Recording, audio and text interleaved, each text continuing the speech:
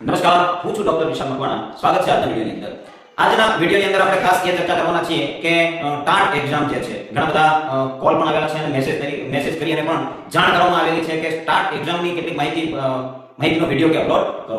તો આપણે ટાટની એક્ઝામ છે એના વિશે આપણે વિડિયો લઈને આવ્યા છીએ, જે 2023 ની અંદર ટાટ એક્ઝામ જે કન્ડક્ટ કરવામાં આવેલી હતી એની જે ડિટેલ હતી, જે શારીરિક શિક્ષણ વિષય સાથે સંકળાયેલા જે પણ કેન્ડિડેટ છે એને એના સુધી આ વિડિયો પહોંચાડજો, કારણ કે શારીરિક શિક્ષણ વિષય માટેના જે વિડિયો છે એ આ ચેનલ પર અપલોડ કરવાના છે. ટાટને સંપૂર્ણ જે ટાટ છે એની પહેલાથી લઈ અને બે પેજની અંદર એક્ઝામ છે આપણે જોતા જઈશું, તો એ પણ આપણને ખ્યાલ આવતો થશે. તો શારીરિક શિક્ષણને લગતા જે પણ ક્લાસ છે એ આપણા ચેનલની અંદર અપલોડ થશે. બે પેજની અંદર સ્ટેજ 1 અને સ્ટેજ 2 છે. બે સ્ટેજની અંદર આ એક્ઝામ કન્ડક્ટ થાય છે. પ્રિલિમ એક્ઝામ પહેલી હોય છે, પ્રિલિમ એક્ઝામની અંદર શું હોય છે એ પણ આપણે આગળ જોવાના છીએ, અને મેઇન્સ એક્ઝામ, આ રીતે બે એક્ઝામની અંદર કન્ડક્ટ થાય છે ટાટની એક્ઝામ. જો આની અંદર તમે માર્કિંગ પણ જોઈ શકો છો કે પ્રિલિમ એક્ઝામ જે છે, પ્રિલિમ એક્ઝામ એની અંદર શું હોય છે, તો 200 માર્કનું પેપર આવે છે. કેટલા માર્કનું? 200 માર્કનું પેપર આવે છે અને ટોટલ માર્ક કેટલા હોય છે? 200 માર્ક એના કુલ માર્ક હોય છે. 180 મિનિટ, કેટલી મિનિટ મળે છે? 180 મિનિટ એટલે 3 કલાકનો સમય હોય છે. અને એ એક્ઝામ જે છે એ ટોટલી MCQ બેઝ હોય છે, ઓપ્શન વાળા બહુવિકલ્પી પ્રશ્નો હોય છે એની અંદર. તો ત્યારબાદ એની અંદર જોઈએ તો 0.25 જે હોય છે માઈનસ પદ્ધતિ હોય છે, નેગેટિવ માર્કિંગ ની અંદર હોય છે. 0.25 નેગેટિવ માર્કિંગ હોય છે. 200 માર્ક જે હોય છે એની અંદર પણ તમને તમારે ખાસ ધ્યાન રાખવાનું છે કે એની અંદર શું હોય છે.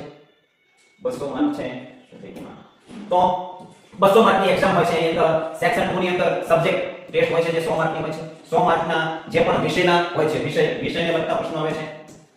વિષય 100 માર્ક કેટલા? 100 માર્ક છે એ વિષયને લગતા આવે છે, અને 100 માર્ક છે એ જનરલ પેપર હોય છે. દરેક જે પણ કોઈ પણ વિષય એમને સિલેક્ટ કર્યો પણ દરેક માટે સેમ પેપર હોય છે, જનરલ પેપર, જેને જનરલ સ્ટડીઝ એન્ડ એપ્ટિટ્યુડ કહેવાય છે.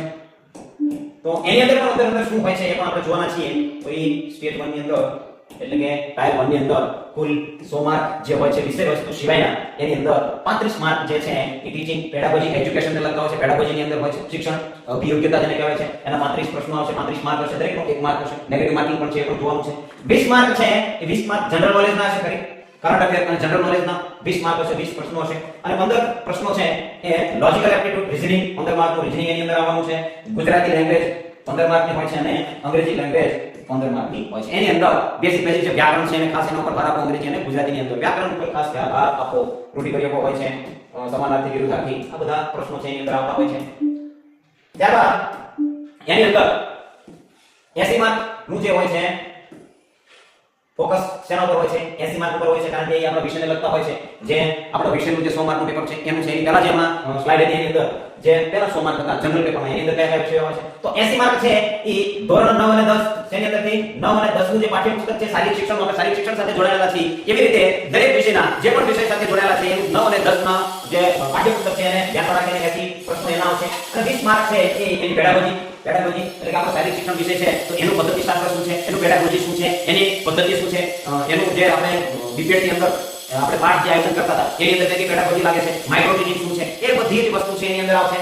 અને એનું લેવલ શું છે, તો ગ્રેજ્યુએશન લેવલનું, એટલે કે જેને ટીપી કરેલું છે એના લેવલની એક્ઝામ હશે. શારીરિક શિક્ષણની અંદર આપણે એક્ઝામ દેતા હોય તો ટીપી કરેલું છે એના લેવલની, એની અંદર જે વિષયો છે એ તમામ વિષયોની ઉપર આપણે ભાર દેવાનું બધું હોય છે. અને જો કોઈ બીપી નો કરેલું, ખાલી બીપીએડ કરેલું હોય અને આ એક ભરેલું હોય તો બીપીએડ છે એની અંદર પણ જે ગ્રેજ્યુએશનના જે પણ કોઈ પણ સબ્જેક્ટ છે એની અંદર આવી જાય. જેમ વધારે પડતો ભાર આપો શારીરિક શિક્ષણ સાથે ડાયરેક્ટ સંકળાયેલા જે વિષયો છે એની ઉપર વધારે ભાર આપો, બીજા વધારે વિષયોને ભાર દેવો નહીં. ચલો, એની અંદર બીજું છે ગુજરાતી, હિન્દી અને ઇંગ્લિશ ત્રણેય માધ્યમની અંદર આ પેપર છે એ કન્ડક્ટ થાય છે. ત્રણેય માધ્યમની અંદર પેપર કન્ડક્ટ થાય છે. એટલે તમે જે પણ કોઈ પણ એક ગુજરાતી ભાષાની અંદર તમારે પેપર આપવું છે, હિન્દી ભાષાની અંદર આપવું છે કે અંગ્રેજી ભાષાની, એક જ્યારે ફોર્મ તમે ફિલ કરો છો ત્યારે એની અંદર તમારે ટિક કરવાનું છે તમારે કયા માધ્યમની અંદર એક્ઝામ આપવી છે. તો ત્રણેય માધ્યમની અંદર આ પેપર આવતું હોય છે. ચાલો, તો ત્યારબાદ તો મેઇન એક્ઝામ. જો મેઇન એક્ઝામ હવે શું હોય છે, ટાયર 2 જે હોય છે એની અંદર શું હોય છે, મેઇન એક્ઝામ ની અંદર શું હોય છે, જેને રાઇટિંગ ચેલેન્જ કહેવાય છે, લેખિત પરીક્ષા હોય છે, ડિસ્ક્રિપ્ટિવ ટાઈપના પ્રશ્નો આવે છે એની અંદર. તો એની અંદર જે છે ફોર્મેટ ડિસ્ક્રિપ્ટિવ રાઇટિંગ હોય છે. અને એની અંદર પણ પેપર 1 અને પેપર 2 આવે છે. પેપર 1 જે છે એ લેંગ્વેજ પ્રોફિશિયન્સી છે, લેંગ્વેજના પ્રશ્નો પૂછાય છે. એની અંદર નિબંધ, લેટર અને રિપોર્ટ, સંક્ષેપીકરણ ને આ બધું એની અંદર આવે છે. અને પેપર 2 જે છે એ આપણા વિષય વસ્તુ ઉપર હોય છે, આપણી પેડાગોજી, આપણા શારીરિક શિક્ષણના વિષયો છે એની અંદર. અને 9-10 ને અનુસંધાને અને એના સિવાયના પણ પેડાગોજી છે એના અનુરૂપ પ્રશ્નો પૂછાતા હોય છે. એમાં કુલ 200 માર્ક હોય છે અને 100 માર્ક પર પેપર કુલ 200 માર્ક હોય છે. આના 100 માર્ક હોય છે, આ પેપર 1 ના 100 માર્ક હોય છે અને પેપર 2 ના 100 માર્ક હોય છે. આવી રીતે આખું પેપર 2 છે એ કન્ડક્ટ થતું હોય છે. ત્યારબાદ એની અંદર જોઈએ તો પેપર 1 જે છે પેપર 1 ની અંદર જે છે 150 મિનિટ તમને આપે છે 150 મિનિટનો સમય હોય છે એની અંદર ડિસ્ક્રિપ્ટિવ હોય છે 200 થી 300 શબ્દોની અંદર નિબંધ લખવાનો થાય છે નિબંધ લખવાનો થાય છે બે નિબંધ આવે છે ખાસ યાદ રાખો બે નિબંધ આવે છે પછી રાઇટિંગ એક તૃતીયાંશ ભાગમાં સંક્ષેપીકરણ આવે છે તો એના પણ બે પ્રશ્નો આવે છે પછી ત્યારબાદ લેટર રાઇટિંગ છે પત્ર લખવાનો હોય છે 100 શબ્દોની અંદર એ પણ બે આવે છે એની અંદર જો કોંગ્રેચ્યુલેશન એટલે કે અભિનંદન પાઠવો તો રિક્વેસ્ટ કરતો અને કમ્પ્લેન કરતો પત્ર કોઈ પણ આવી શકે છે બે પત્રો હોય છે પછી પર્સનલ 200 વર્ડ્સની અંદર આની અંદર રિપોર્ટ આવે છે રિપોર્ટ રાઇટિંગ રિપોર્ટ પણ આની અંદર આવે છે એ સિવાય ગ્રામર કેટલું હોય છે એને પણ કવર કરવાનું હોય છે ગ્રામર સમાનાર્થી શબ્દો વિરુદ્ધાર્થી રૂઢિપ્રયોગ આ બધા પ્રશ્નો પણ ટૂંકા પ્રશ્નો આવતા હોય છે તો આટલી વસ્તુ છે પેપર 1 ની અંદર આવશે એવી રીતે પેપર 2 ની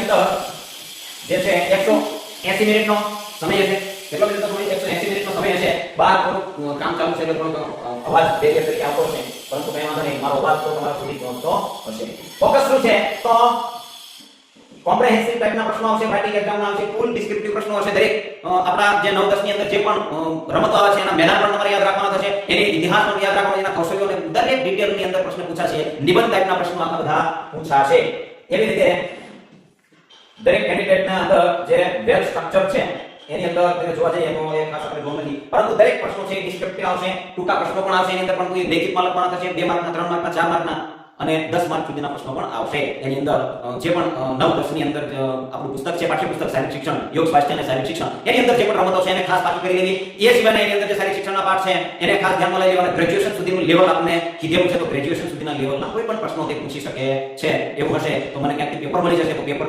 લાવીને એની પર ચર્ચા કરીશું કે કેવા પ્રશ્નો છે એ અગાઉ એક્ઝામની અંદર આવેલા છે એની પણ આપણે ચર્ચા કરીશું અને એવી જ રીતે હા તો આની અંદર ખાસ જોઈએ તો પ્રિલિમ એક્ઝામ અને મેઇન એક્ઝામ ની અંદર શું ફરક છે તો એમસીક્યુ બેઝ છે પ્રિલિમ એક્ઝામ છે આ ડિસ્ક્રિપ્ટિવ એક્ઝામ છે મેઇન એક્ઝામ છે સ્પીડ એન્ડ એક્યુરેસી ની જરૂર પડશે આની અંદર ડીપ આર્ટિક્યુલેશન જોઈશે તો કે ડિસ્ક્રિપ્ટિવ પ્રશ્ન લખવાના છે તો એની અંદર તમારે ઊંડાણપૂર્વક માહિતીની જરૂર પડશે સિંગલ કન્ટિન્યુઅસ પેપર છે કન્ટિન્યુઅસ આની અંદર પણ આપણે આની અંદર 2 પેપર છે 2 પેપર છે એક 150 મિનિટનું અને બીજું 180 મિનિટનું કુલ 330 મિનિટ થશે નો નેગેટિવ માર્કિંગ આની અંદર નેગેટિવ માર્કિંગ છે એની અંદર પ્રિલિમ ની અંદર નેગેટિવ માર્કિંગ છે અને એવી રીતે broad knowledge can આની અંદર knowledge તમારું ધ્યાન રાખવાની અંદર ડીપ સબ્જેક્ટ ની અંદર કેટલું ડીપ તમારું જ્ઞાન છે એ ચકાસણી થશે તો આ રીતે એક્ઝામ ની અંદર તમે જો આની અંદર પણ જોઈ શકો છો ફર્સ્ટ ટુ એન્ડ ગ્રેજ્યુએશન લેવલનું આખું પેપર બનાવવું પડશે ચાલો આજના વિડિયોની અંદર બસ આટલું ચેનલ સાથે જોડાયેલા રહેજો ટાટ એક્ઝામ છે એને ક્વોલિફાઈ કરાવવાની જવાબદારી